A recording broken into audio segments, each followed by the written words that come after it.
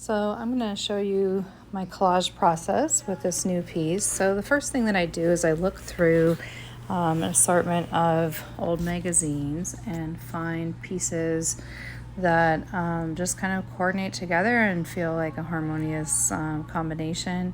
So the first thing that I looked for or found, I guess, it was kind of a running skyline that came from several different magazines, and the trees and the ocean were in separate scenes, and so I kind of combined those to kind of piece that together with the sun and these pieces, and that's going to start my process of building my sky. So once I have my horizon line established, I also found this fire, kind of grass fire, and then the grass off to the right. There's an upside down kind of skyline that I incorporated there, and kind of reflection in a body of water.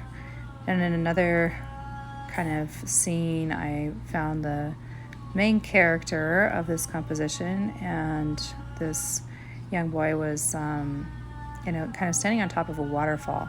So he was in a waterfall, and I also found kind of a structure, an underground remains type of structure of a temple, and that had these great big rocks, and it kind of like faded into smaller rocks. And so I'm using some of the rocks as the foreground, and then the grass and the fire as the middle ground. I also found this house structure as well that's going to be in the top right, and the main character and the skyline and the sunset, and it just, I'm finding all these colors just really going well together and starting to build the composition.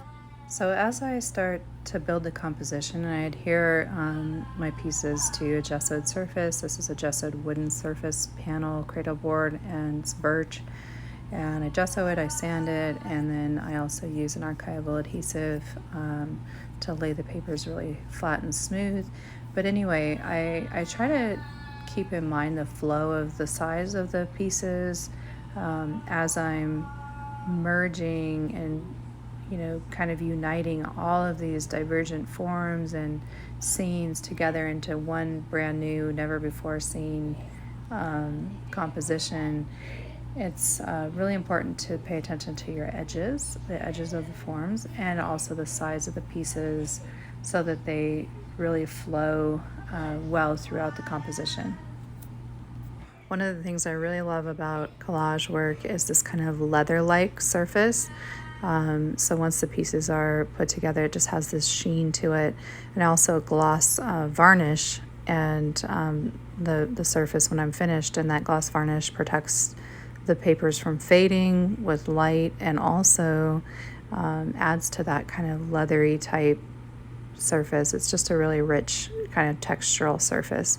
So this is the finished piece, and I'm titling it Returning Home, and it's kind of about loss and returning home to a home that's been destroyed, and kind of the idea of growing up in a dysfunctional family or home environment, and then coming back and kind of making peace with the remains and processing everything. So anyway, that's this piece, and I just really love how the fire is mirrored by the oranges in the sky, and the texture of the rocks, and grass kind of coming together as well, kind of also being mirrored by the forms in the fire and the sky, and the undulating lines of the skyline with the posture of the figure, the main character in the piece. And yeah, so I hope you enjoy this little short process video, and just wanted to talk a little bit because I do get a lot of questions about how I build the cut paper pieces and kind of what goes into them and how long do they last and that kind of thing. So they are very archival. They do last just like a painting, and it's actually even a little more sturdy than a canvas just because it is wooden as a surface. So It's not a flexible surface that could be punctured, for example. So I hope you enjoyed this. And again, this piece, Returning Home.